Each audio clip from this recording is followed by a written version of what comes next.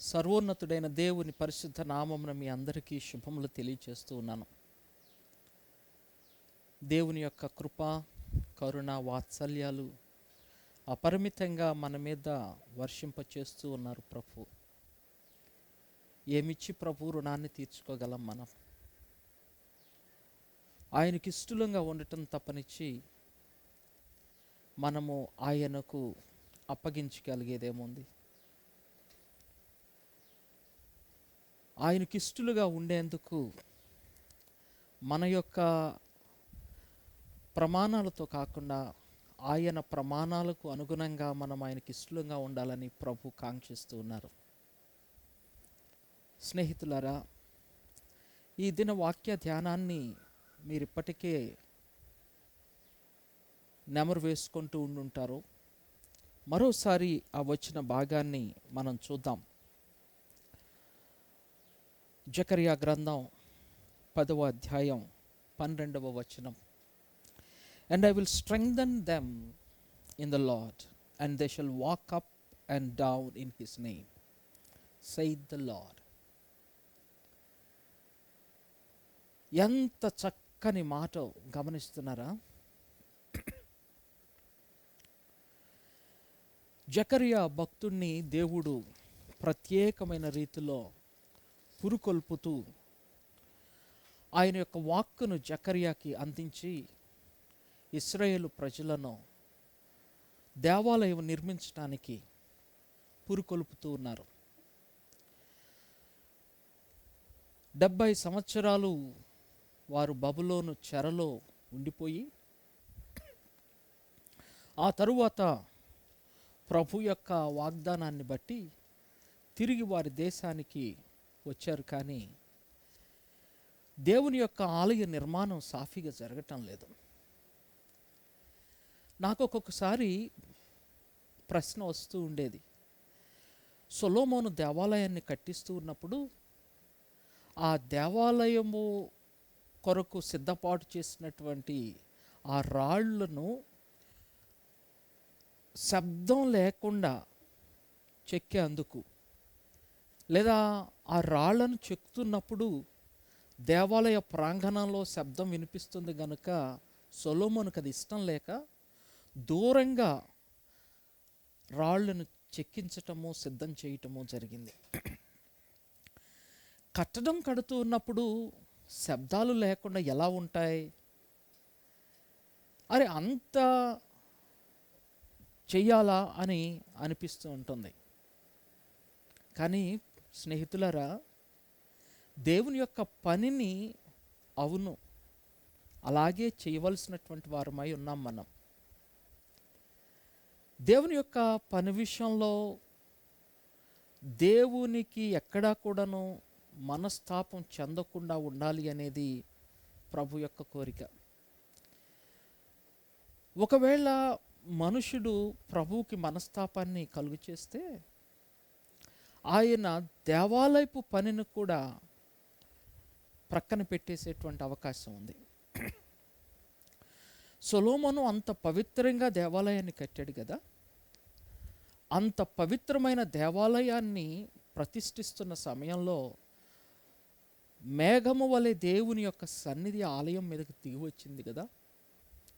అది మొదలు ఆలయం తట్టు తిరిగి ప్రార్థన చేసిన వారి ప్రతి ప్రార్థనను దేవుడు ఆలకించారు కదా. అంత పవిత్రమైన ప్రత్యేకమైన ఆ యొక్క దేవాలయాన్ని దేవుడు పడిపోవటానికి ఎందుకు అనుమతించారు? మనుషులు ఉండవలసిన రీతిలో ఉండకపోతే దేవునికి ఆ దేవాలయం ఉంటే మాత్రమే, లేకుంటే మాత్రమేమిటి? దేవాలయం కాదు కదా ప్రధానమైందే దేవాలయం. కానీ ఆ దేవాలయం కంటే కూడా మనుషులు దేవునికి ఎంతో ప్రధానమైనటువంటి వారు. మనుషులు ఎంత శ్రద్ధగా దేవాలయం విషయంలో వ్యవహరిస్తారో అంతగా దేవుడు దేవాలయాన్ని భద్రపరుస్తారు, మనుషులను దీవిస్తారు. అంతా కూడా ఇంటర్లింక్డ్.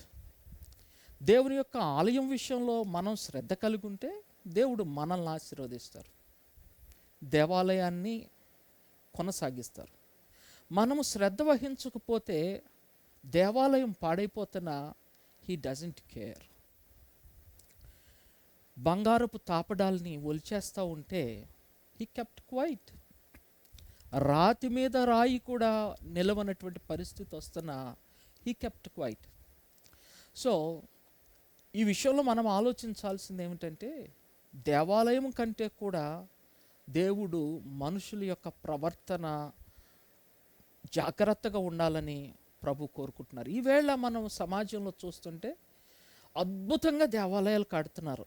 దేవాలయాల కోసము డబ్బు సమకూర్చుకుంటున్నారు, వస్తు సామాగ్రిని సమకూర్చుకుంటున్నారు, మందిరాలు కడుతున్నారు. అందమైన మందిరాలు, అంతేకాదు అవి చారిత్రక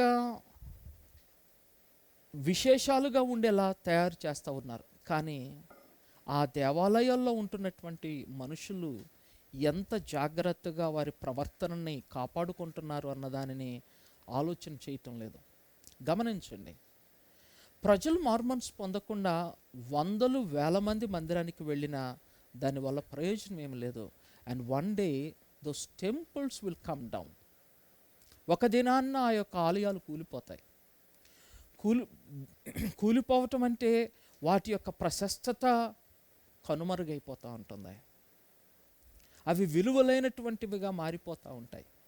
కాబట్టి దేవాలయం విషయంలో మనం శ్రద్ధ వహించాలి.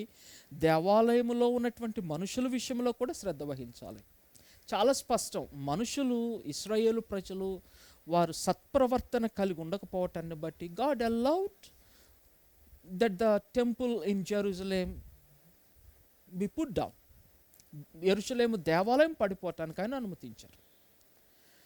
అయితే తిరిగి మనుషులు తమ ప్రవర్తన కట్టుకొని తమ బుద్ధిని సరి చేసుకొని దేవుని వైపు తిరిగినట్లయితే తిరిగి దేవాలయం కట్టడం అనేది జరుగుతుంది.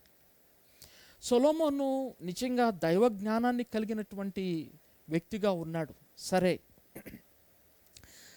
నేను దైవ జ్ఞానం కలిగినటువంటి వ్యక్తి అంటున్నాను అంటే, సొలొమోను సహజంగా కూడా చిన్నప్పటి నుండి దేవుని భయములో పెరిగాడు.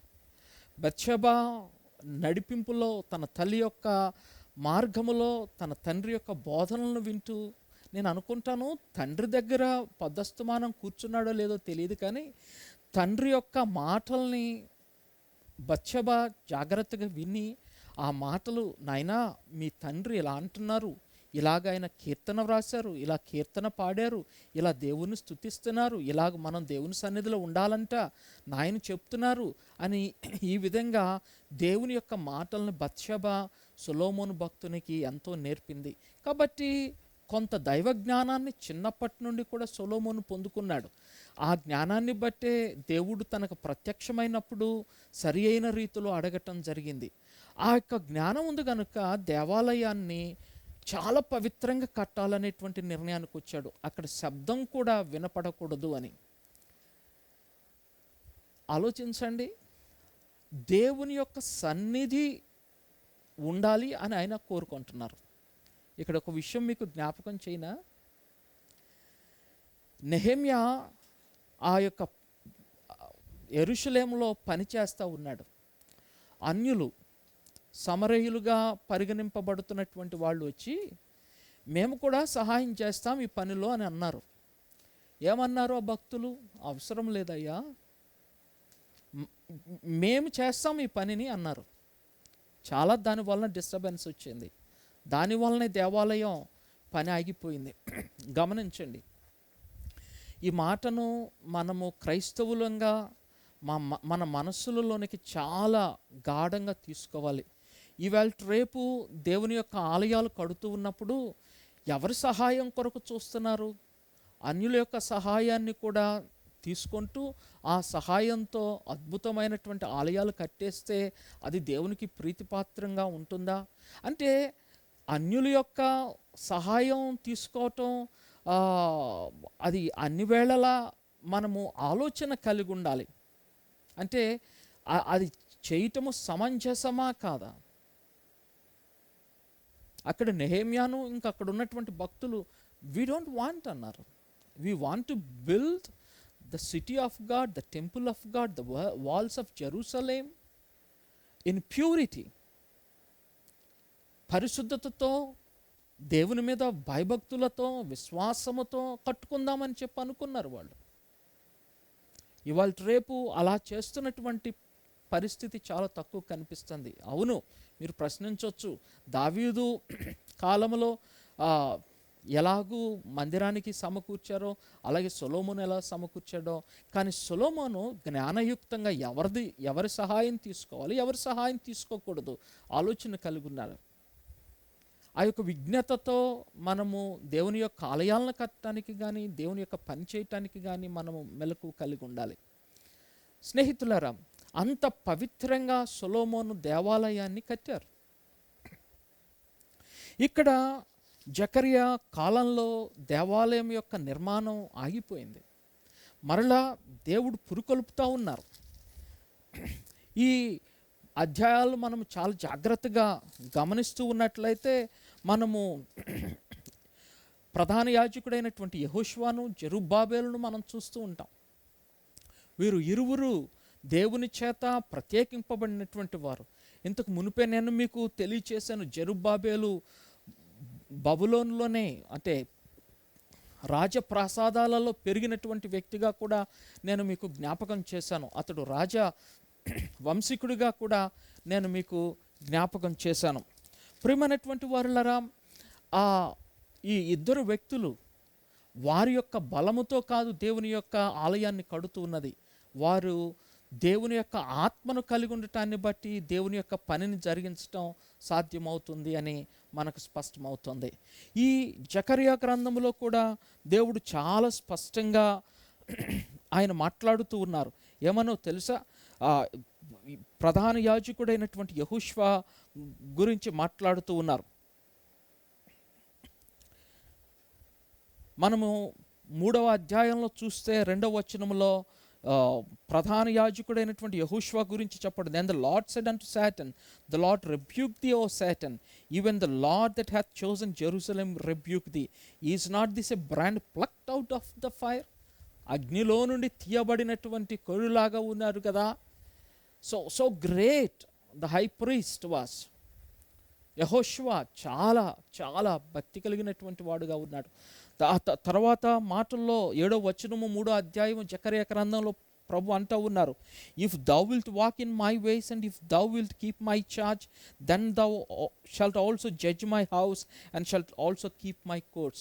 నా యొక్క గృహములో నువ్వు న్యాయాధిపతిగా, ఈ యొక్క ఆవరణలో కాచేటువంటి వ్యక్తివుగా నేను నిన్ను చేస్తాను అని చెప్పి ప్రభువు యెహోషువకు చెప్తా ఉన్నారు. ప్రియమైనటువంటి వారులరా, ఇక్కడ మనం గమనించాలి. సరే, ప్రధాన యాజకుడైనటువంటి యెహోషువ గురించి, అంటే అలాంటి శ్రేష్టమైనటువంటి వ్యక్తిని దేవుడు తీసుకొని వాడుకుంటారు. జెరుబ్బాబెలు గురించి మీరు విన్నారు. ఆయన ఒక శ్రేష్టమైనటువంటి జీవితాన్ని జీవించాడు, కారణజన్ముడిగా ఉన్నాడు. దేవుడు ప్రత్యేకంగా జెరుబ్బాబెలును ఏర్పరచుకున్నారు. అదే మాదిరిగా ప్రధాన యాజకుడైనటువంటి యెహోషువను కూడా దేవుడు ఏర్పరచుకున్నారు. So they were special people to build the temple of God. గమనించండి. So always God looks for special people to build his kingdom. ఎవరు స్పెషల్ పీపుల్? రాజకుటుంబంలో పుట్టితే స్పెషల్ పీపులా? డబ్బుంటే స్పెషల్ పీపులా? చదువుంటే స్పెషల్ పీపులా? మీరు ఆలోచించారో లేదో, ఎక్కువ డబ్బున్న వాళ్ళు పొరపాట్లు చేసేటువంటి అవకాశం ఉంది. అందుకే భక్తుడు అడిగాడు, నన్ను అధిక ఐశ్వర్యవంతుడుగాను ఉంచొద్దు, దరిద్రుడుగాను ఉంచొద్దు, నాకు కావాల్సింది ఇస్తే చాలు.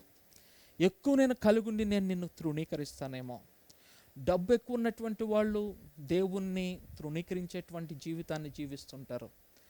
చదువు ఎక్కువ ఉన్నటువంటి వాళ్ళు కూడా దేవుణ్ణి తిరస్కరించేటువంటి వాళ్ళుగా ఉంటారు. కొంతమంది ఏమంటారో తెలుసు, వాళ్ళ జ్ఞానం ఎక్కువైపోయి మేము హ్యూమనిస్టం అంటారు, మానవతావాదులం మేము.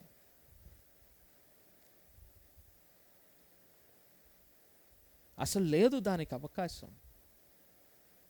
ఎంతమంది చదువుకున్నటువంటి వ్యక్తులు, వాళ్ళ చదువు వారి ఆత్మీయ జ్ఞానం గురుడిదైపోయేలా చేసింది. ఒక మాట గమనించండి, ఎంత మనము సెక్యులర్ బుక్స్ చదువుతామో అంతగా ఆత్మీయంగా మనం మొద్దుబారిపోతాం. ఎంతగా నువ్వు దేవుని యొక్క వాక్యాన్ని చదువుతావో అంతగా నీ యొక్క మైండ్, స్పిరిచువల్ మైండ్ షైన్ అవుతూ ఉంటుంది. సాన పెట్టబడినట్లుగా పదును చేయబడతా ఉంటుంది. తుప్పనేది రాదు. సెక్యులర్ ఎడ్యుకేషన్, లౌకిక విద్య నీ యొక్క ఆత్మీయ జ్ఞానాన్ని మొద్దుబారు చేస్తుంది.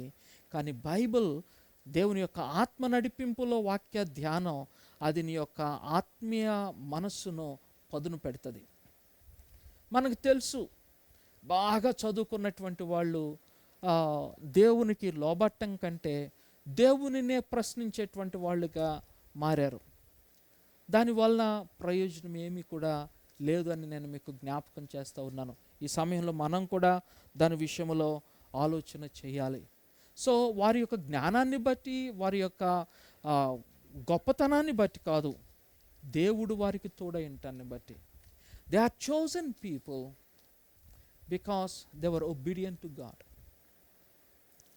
Not because of their strength or because of their education. God did not choose them, but God chose them because they began to fear God. So ఈ గ్రంథంలో యెహోషువ గురించి, జెరుబ్బాబెలు గురించి మాట్లాడిన తరువాత యేసుక్రీస్తు ప్రభు యొక్క రాకడ గురించి వ్రాయబడుతోంది. గమనించండి, నేను ఈ విషయాలు మీతో కొన్ని పంచుకోవాలని నేను ఆశపడుతున్నాను. 9వ అధ్యాయము 9వ వచనం, rejoice greatly O daughter of Zion, shout O daughter of Jerusalem, behold the king cometh unto thee, he is just and having salvation, lowly and riding upon an ass and upon a colt, the foal of an ass. దయచేసి గమనించండి, ఇక్కడ అంటున్నటువంటి మాట యేసుక్రీస్తు ప్రభువు గురించి ఇక్కడ వ్రాయబడుతుంది. సియోను కుమారి సంతోషించము. ఎంత సంతోషించాలంట? Rejoice greatly. ఈ రాజు మీ దగ్గరకు వస్తున్నాడు. ఈ రాజును బట్టి మీరు సంతోషించండి. ఏం చేస్తారు ఈ రాజు? ఈయన జస్ట్ నీతిమంతుడు. And he brings salvation, having salvation, రక్షణనిచ్చేటువంటి దేవుడు. ఆయన దీనుడు, సాత్వికుడు, గార్ధభవం మీద ఆయన వస్తూ ఉన్నాడు. దయచేసి గమనించండి, ఆయన దీనుడు, ఆయన పరిశుద్ధుడు, ఆయన రక్షణనిచ్చేటువంటి వాడు. ఇంతకు మునుపు మనం అనుకున్నాం, ఈ జెరుబ్బాబెలు కానివ్వండి, యెహోషువ కానివ్వండి, వారి యొక్క ఏర్పాటు వారి యొక్క సమర్థతలను బట్టి కాదు. అసలు మన సమర్థతను మనం విడిచిపెట్టకుండా, మన సమర్థతల విషయంలో అసమర్థులం కాకుండా మనం ఎన్నడూ కూడా దేవునికి ఉపయోగపడేటువంటి పనిముట్లుగా ఉన్నాం. నువ్వు 100 మాటలు మాట్లాడవచ్చు దేవుని గురించి, 100 రీతులుగా నువ్వు వాదించగలగవచ్చు, ఆ యొక్క చాతుర్యం నీకు ఉండొచ్చు, ఒప్పించగలిగే పరిస్థితి ఉండొచ్చు. కానీ నీ బ్రతుకులో నిజమైన సంతోషాన్ని, నిజమైన చేయాన్ని నువ్వు చూడలేవు. దీనత్వము కావాలి. దేవుడిచ్చినటువంటి దాంతో దేవుని ద్వారా నువ్వు చేయగలిగేటువంటి వ్యక్తిగా ఉండాలి. అప్పుడే నువ్వు దేవుని యొక్క భవనాన్ని, దేవుని యొక్క రాజ్యాన్ని కట్టడానికి నువ్వు ఉపయోగింపబడతావు. ఈ రాజు ఆయన ఏం చేస్తున్నారంటే దీనుడిగా, సాత్వికుడిగా వచ్చి నీకు రక్షణనిస్తూ ఉన్నారు, నీతినిస్తూ ఉన్నారు. ఈ రాజ్య పరిపాలన ఎలా ఉంటుందో తెలుసా? ఎంత సంతోషము, ఆనందము కలుగుతూ ఉంటుంది. అదే అధ్యాయము 9వ అధ్యాయము మనము ఇంకా క్రిందకు వచ్చి చూస్తే 15వ వచనం నుండి, the Lord of host shall defend them, వారిని ఆయనే కాపాడేటువంటి వారు. And they shall devour and subdue with sling stones, and they shall drink and make a noise as through wine, and they shall be filled like bowls and as the corners of the altar. 16వ వచనం, and the Lord their God shall save them in that day as the flock of his people. తన యొక్క సొంత ప్రజలలాగా తన మందని ఆయనే కాపాడతారట. ఇంతకు మునుపు కాపరి గురించి కూడా మనం ఆలోచన చేసాము. ఇంకొక మాట కూడా నేను మీతో చెప్తాను. కాపరి 100 ఇళ్లల్లో గొర్రెలను పెట్టి కాయరు. కాస్తారంటారా? గేదెలకి మనం చిన్నప్పుడు అలవాటు ఉండేది, ఇప్పుడు కూడా ఉండే ఉంటుంది. ఒక వ్యక్తి ఉంటాడు, ఉదయాన్నే ఇంటికి వెళ్ళి వాళ్ళ గేదెల్ని తీసుకొని ఒక మందలాగా తోలుకెళ్తాడు. గొర్రెల కాపర్లు అలా ఉండరు, సాధారణంగా అలా ఉండరు. గొర్రెలన్నీ ఒక చోట ఉంటాయి. ఆ ఇంట్లో ఒకటి, ఈ ఇంట్లో ఒకటి కట్టి ఉదయాన్నే వాటిని విప్పుకొని తోలుకెళ్ళి మళ్ళీ సాయంకాలం ఇంటింటికి అప్పచెప్పడం అనేది సాధారణంగా గొర్రెల విషయంలో నాకు తెలిసినంతవరకు అలా జరగదు. గొర్రెల దొడ్డిలో ఉంటాయి. దొడ్డులో ఉన్నటువంటి గొర్రె విషయంలో కాపరి జాగ్రత్తగా బాధ్యత వహిస్తారు. చూడండి, ఇక్కడ ఈ కాపరి ఎలా సమకూరుస్తారట, ఈ ఈ అధ్యాయంలో మనం చూస్తాం. ఐగుప్తులో నుండి నేను తీసుకొచ్చినట్లు 10వ అధ్యాయము 10వ వచనంలో కూడా 10-11 వచనాల్లో మనం చూస్తాం. I will bring them again also out of the land of Egypt and gather them out of Assyria and I will bring them into the land of Gilead and Lebanon and place them not be found for them and place shall not be found for them. మరలా నేను అందరిని సమకూరుస్తాను. చెదిరిపోయినటువంటి వాళ్ళందరినీ రాజు సమకూరుస్తారు. ఆయనే రాజుగా ఉన్నప్పుడు సమకూర్చబడుతుంది. And the Lord their God shall save them in that day as the flock. మందని రక్షించినట్లుగా ఆయన రక్షిస్తారు. ఆయన అంటున్నారు, నేను అందరినీ తీసుకొస్తాను. ఇంతకుముందు ఐగుప్తులో నుండి తీసుకొచ్చాను, బబులోను నుండి తీసుకొచ్చాను, ఇప్పుడు అన్ని చోట్ల నుండి నేను సమకూరుస్తాను. నేను వారిని సమకూరుస్తాను, వారిని రక్షిస్తాను, నీతిమంతుడిగా నేను వారి విషయంలో వ్యవహరిస్తాను. కాబట్టి గొప్ప సంతోషం. గమనించండి ప్రియమైనటువంటి వాళ్ళరా, యెహోషువ, జాషువా, అలాగే జెరుబ్బాబెలు వారు శ్రేష్టతలను కాపాడుకున్నారు కనుక వారిని దేవుని యొక్క మందిరం కట్టడానికి దేవుడు ఏర్పరచుకుంటున్నారు. ఇంకా ప్రభు అంటున్నారు, నేనే రాజుగా వస్తాను, నేను నా మందను సమకూరుస్తాను. ప్రియులమైన వారులరా, సమకూర్చి ఏం చేస్తారు? ఒకే దొడ్డిలోని వారిని సమకూరుస్తున్నారు.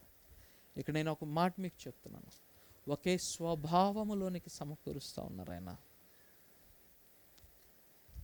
నీ యొక్క కుటుంబ నేపథ్యం ఏమైనా అయి ఉండొచ్చు, అది ఎంత మంచి కుటుంబమైనా ఎంత చెడ్డ కుటుంబమైనా, మారు మనసు అప్పుడు దేవుడు మొదట గ్రహింపు చేసేది ఏంటి? నేను పాపిని. అవునంటారా కాదంటారా? గొప్పవారి కుటుంబాల నుండి వచ్చినటువంటి వ్యక్తికి ఇంకొక రకంగా దేవుడు అర్థం చేస్తారా? మారు మనసు పొందే ప్రతి వ్యక్తి అర్థం చేసుకునేది, నేను పాపిని ఒప్పుకుంటారు. యేసు నాకు రక్షణ ఇవ్వాలి గ్రహించి ఒప్పుకుంటున్నారు. యేసయ్య దగ్గర నుండి రక్షణ పొందుకుంటున్నారు. అందరూ ఒక రీతిగా ఒప్పుకోవాల్సిందే. అందరూ ఏకరీతిగా ప్రభు యొక్క రక్తమును ఆశ్రయించి, ఆయన సిలువను ఆశ్రయించి క్షేమమును పొందవలసిందే. ఇక్కడ హెచ్చు తగ్గులేం లేవు. గొప్పవారి కుటుంబం నుండి వచ్చారని గొప్పగాను, లేని వారి కుటుంబంలో వచ్చారని తక్కువగాను, చదువుకున్న వారికి ఒకటి, చదువు లేని వారికి ఒకటి ఉండదు. ఒకే అనుభవము, ఒకే దేవుడు, ఒకే అనుభవము, ఒకే ఆత్మకార్యము. స్నేహితులారా, ఆలోచించండి. ఈ రోజున మన సంఘాలలో ఇలాంటి పరిస్థితిని మనము కొనసాగించుకుంటూ ఉన్నామా? మన మనస్సులలో ఇలా వ్యత్యాసాలు కలిగినటువంటి వారంగా ఉండటం లేదా? ఆలోచించండి. పరిశుద్ధాత్మ దేవుడు అది ఎవరితో డీల్ చేసినా ఒకే రకంగా డీల్ చేస్తారు కదా. ఆ యొక్క విషయాల్లో మనం ఎందుకు స్తబ్దంగా ఉంటున్నాం? నేను ఈ దినము మీ అందరికీ మనవి చేస్తున్నది ఏమిటంటే, మీ యొక్క స్నేహితులు ఉన్నప్పుడు వారితో కూడా మీరు విషయాన్ని పంచుకోండి. అమ్మ, యేసయ్య ఆయన మంచి కాపరి, ఆయన గొర్రెలందరినీ ఒక చోట్లోకి ఆయన సమకూరుస్తూ ఉన్నారు. సమకూర్చబడినటువంటి వారికి ఒకే అనుభవాన్ని ఇస్తూ ఉంటున్నారు. ఒకే రకమైనటువంటి పాపిని అనే ఒప్పుకోలు, రక్షకుడు కావాలనేటువంటి ఆ గ్రహింపు, ఆ క్షమాపణ, ఆనందము ఆయన ఇస్తూ ఉన్నారు.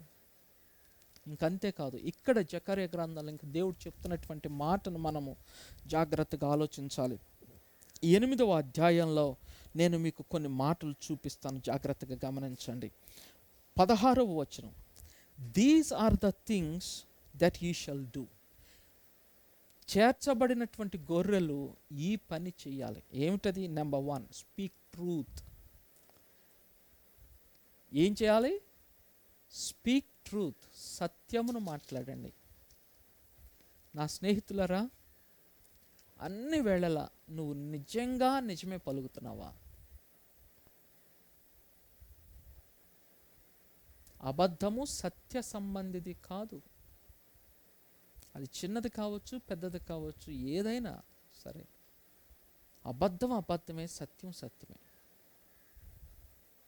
దెర్ ఈజ్ నో వైట్ లై అండ్ బ్లాక్ లై. లై ఈజ్ ఆల్వేస్ లై. మీరందరూ ఈ విషయంలో ప్రశ్నించుకోండి. మీరు గమనించవలసిన విషయం ఏమిటంటే, ప్రభు రాకడ చాలా సమీపంగా ఉందనుకుంటున్నాం కదా. మరి నామకార్థ క్రైస్తవ్యంలో బ్రతుకుతున్నటువంటి బిడ్డల్ని మీరు ఒకసారి ప్రశ్నించండి. ప్రశ్నించాలంటే మనకు దమ్ము ఉండాలి. ఏంటి? మనం సత్యం మాట్లాడే వాళ్ళమై ఉండాలి. అంతేగా? నీ నోరు మూసేసుకొని దేవుని రాజ్యాన్ని పాడవనిస్తావా? లేదు, నువ్వు బ్రతికి సత్యం మాట్లాడి దేవుని రాజ్యాన్ని కట్టేటువంటి వ్యక్తిగా నువ్వు ఉంటావా? చూడండి, ఇక్కడ దేవుడు ఆలయాన్ని నిర్మించాలని కోరుతున్నారు. దానికి చెప్తున్నటువంటి మాటలు ఏమిటంటే, మీరు ఇవి చేయాలి. సొలొమోను దేవాలయాన్ని కట్టడానికి చాలా జాగ్రత్తలు తీసుకున్నాడు. ఇక్కడ యెహోషువ, జెరుబ్బాబెలు కూడా మీరు కాదయ్యా, నా ఆత్మ ద్వారా మీరు కట్టాలని చెప్తా ఉన్నారు. ప్రత్యేకంగా జెరుబ్బాబెలుకు ప్రభు చెప్తున్నారు. యెహోషువతో కూడా నువ్వు నా అడుగులలో, నా మార్గములలో నువ్వు నడిచినట్లయితే నిన్ను ఇలా చేస్తానని చెప్తా ఉన్నారు. చేర్చబడినటువంటి మంద కూడా ఇలా చేయాలి, సత్యము మాట్లాడాలి. మొదటి విషయం, స్నేహితులరా, మనం ఎప్పుడైతే నిజంగా సత్యము మాట్లాడుతూ ఉంటామో, if the majority of the church members speak only truth, that church will be blessed. అంతే, దాంట్లో అనుమానం లేదు. ఆలోచించండి.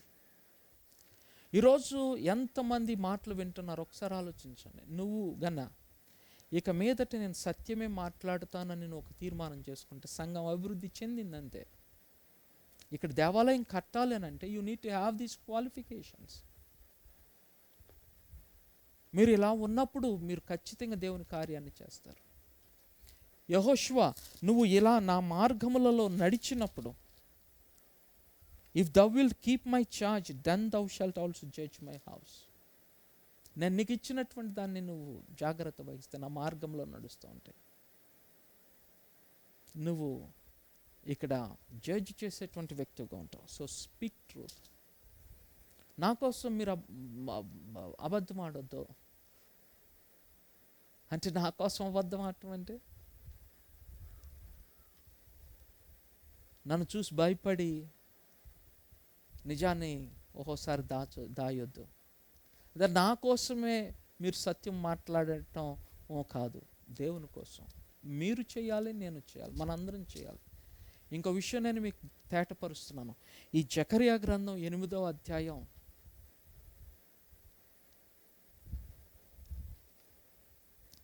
ఇది మనకి చాలా ప్రత్యేకమైనటువంటిది. దైవజనరాలు అపరంజమ్మ గారు చనిపోక ముందు కొన్ని సంవత్సరాల క్రితం నన్ను ఒంటరిగా పిలిచి జకర్యా గ్రంథం 8వ అధ్యాయం చదవమని నాకు చెప్పారు. ఇది దేవుడు వాగ్దానంగా ఇచ్చారు. ఇలా మనం ఉంటే ఇలా జరుగుతుంది అని చెప్పి పురికొల్పుతూ ఈ మాటల్ని దైవదాసురాలు నాకు తెలియచేశారు. బహుశా ఆమెతో అంత దీర్ఘంగా మాట్లాడటం ఆ సందర్భంలోనే జరిగిందేమో. So this is very special message for all of us. మనము నిజంగా ఎలా ఉంటే దేవుని సేవను మనం ఎంత బలంగా చేస్తామో ఆలోచించండి అని మీకు మనవి చేస్తున్నాను. నా మట్టుకు నాకైతే చాలామంది అబద్ధాలు ఆడుతున్నారని నేను అనుకుంటున్నాను.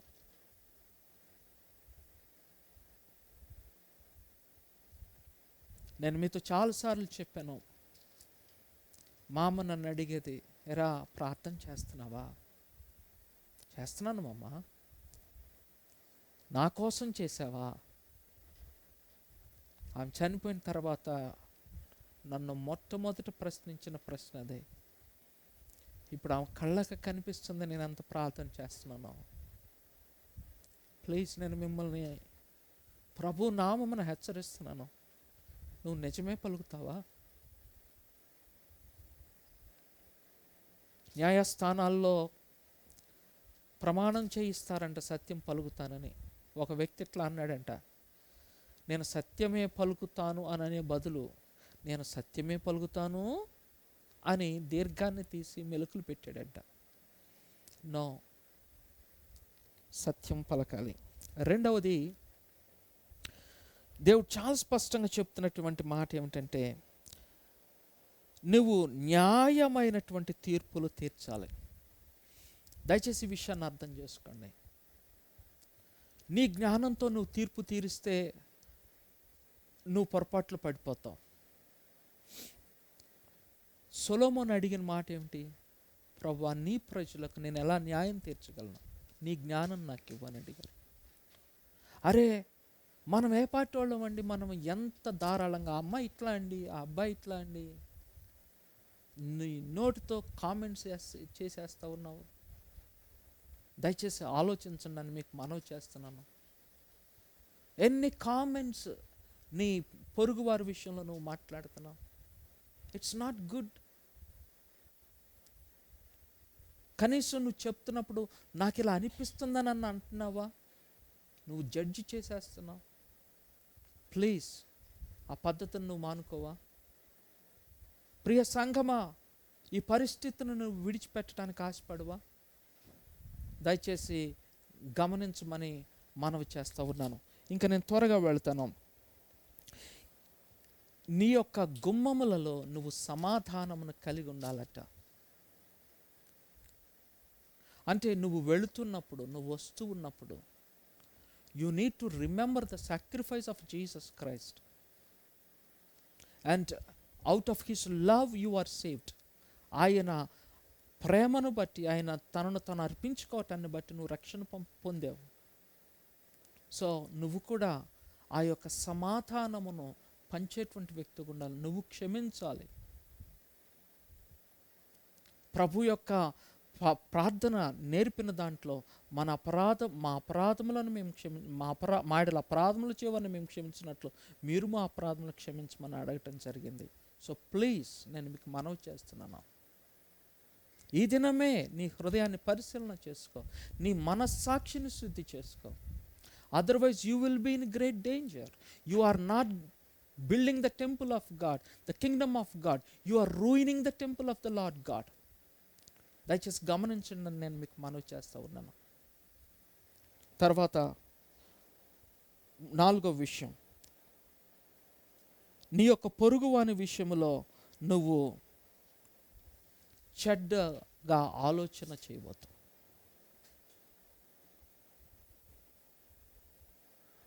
Let none of you imagine evil in your hearts against his neighbor. నీ పొరుగువాడి విషయంలో కనీసం మనస్సులో కూడా నువ్వు చెడు ఆలోచించకూడదంట. కార్యాలే కాదు, ఇంత మునుపు కూడా ప్రభు మనతో మాట్లాడారు, మనస్సు కూడా శుద్ధి చేయబడాలి. ప్రభు, నా ఆలోచనలో ఎక్కడైనా నేను పాపం చేస్తున్నానా? ప్లీజ్ ఆలోచించండి. Don't spoil your own life. నిన్ను నువ్వు మోసపుచ్చుకోవద్దు. నీ తలంపుల్లో ఏ పొరుగువాడికి నష్టం జరగకూడదు అనేటువంటి అభిప్రాయం నీకుందా?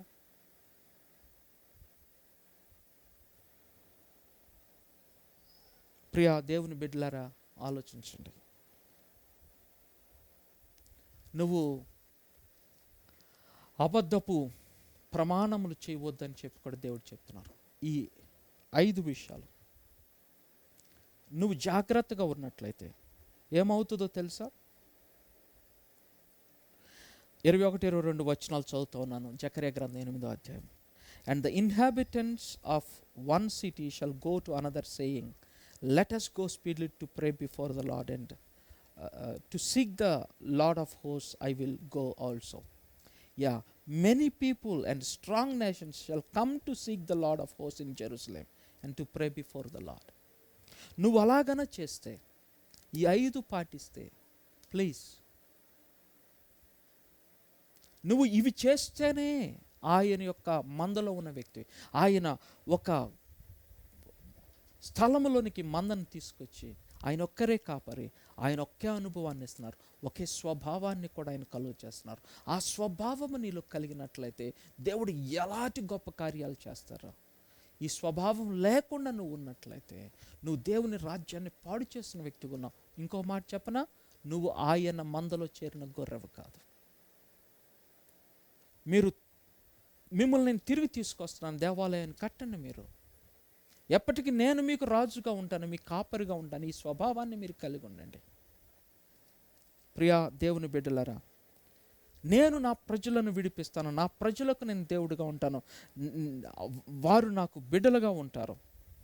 ప్రియులరా, and I will strengthen the house of Judah, and I will save the house of Joseph, and I will bring them again to place them, for I have mercy upon them, and they shall be as though I had not cast them off, for I am the Lord their God and will hear them. వారిని ఒక కుటుంబముగా నేను చేస్తాను, ఒకటిగా చేస్తాను, వారి మొరను నేను వింటాను, వారికి నేను కాపరినై ఉంటాను, వారిని నేను నడిపిస్తాను. ప్రియమైన వారులరా, అలాంటి సత్ప్రవర్తన కలిగినటువంటి వారు మాత్రమే నా మందిరాన్ని కట్టడానికి అర్హులు. Not everybody. నెహెమ్యా దాన్ని అర్థం చేసుకున్నాడు, సొలొమోను దాన్ని అర్థం చేసుకున్నాడు. నువ్వు ఈ 5 పనులు చేస్తే, స్నేహితుడా, ప్రియా స్నేహితురాలుగా, ఈ 5 పనులు నువ్వు చేస్తే దేవుని రాజ్యాన్ని కట్టేటువంటి బాధ్యతను నీ మీద పెడతారు. As a church, we will be successful when the members of the church are like this. అప్పుడేమంటున్నారు చూడండి, and I will strengthen them in the lord. నేను దేవునిలో వారిని బలపరుస్తాను. ఇక నువ్వు కాదు, ఆయనే. జెరుబ్బాబెలు నువ్వు కాదు, యెహోషువ నువ్వు కాదు. నేను రాజుగా ఉంటాను, నేను కాపరిగా ఉంటాను, నేను ఒక చోటకి తెస్తాను. I will strengthen them in the Lord. దేవునిలో నేను వాళ్ళని బలపరుస్తాను. And they shall walk up and down in his name. ఆయన నామములో వారు పైకి క్రిందకి వెళ్తారు అని ప్రభువు చెప్తున్నారు. ఆయన్ని నువ్వు కలిగి ఉంటావు, ఆయన రాజ్యాన్ని కట్టే వ్యక్తిగా ఉంటావు, ఆయన నిన్ను ముద్ర ఉంగరంగా ఆయన చేసుకుంటారు. ప్రియ స్నేహితులారా, ఈ విషయాన్ని మీరు దయచేసి ఆలోచించాలి అని నేను మీకు మనవి చేస్తున్నాను. మరలా నేను చివరిగా మీకు తెలియజేస్తాను ఈ 5 విషయాలు. ఏమిటది? సత్యము మాట్లాడండి, సత్యమైన తీర్పులు తీర్చండి, గుమ్మములలో సమాధానము కలిగి ఉండండి, నీ పొరుగువాని విషయంలో చెడు ఆలోచన కలిగి ఉండొద్దు, అబద్ధపు ప్రమాణాలు చేయవద్దు. ఆలోచిస్తావా? ప్రభు నీకు తోడుగా ఉంటారు, నీకు బలంగా ఉంటారు, నీ ద్వారా ఆయన రాజ్యాన్ని కడతారు. ఇది స్థిరముగా ఉండేటువంటి ఆలయము. ఈ రాజు ఎప్పటికీ రాజే. ఈ రాజ్యం ఇక ముక్కలవ్వదు, ఈ రాజ్యము స్థిరముగా ఉంటుంది. యేసే మన రాజుగా ఉన్నప్పుడు ఆ యొక్క రాజ్యము స్థిరముగా ఉంటుంది. ఆ రాజ్యాన్ని కట్టడానికి నిన్ను కూడా ప్రభు పిలుస్తున్నారు. నువ్వు సిద్ధమా రావటానికి? ఒకసారి ఆలోచన కలిగి ఉండాలని నీకు మనవి చేస్తా ఉన్నాను. ప్రభు నామమున ఈ విషయమైన నువ్వు ఆలోచన చేసి ఈ దినమే నువ్వు తీర్మానం చేసుకొని నిక్కమైన భక్తిని చేయవలసిందిగా యేసుక్రీస్తు పరిశుద్ధ నామమున నీకు మనవి చేస్తూ ఉన్నాను. ప్రభువు నిన్ను దీవించును గాక. ఆమేన్.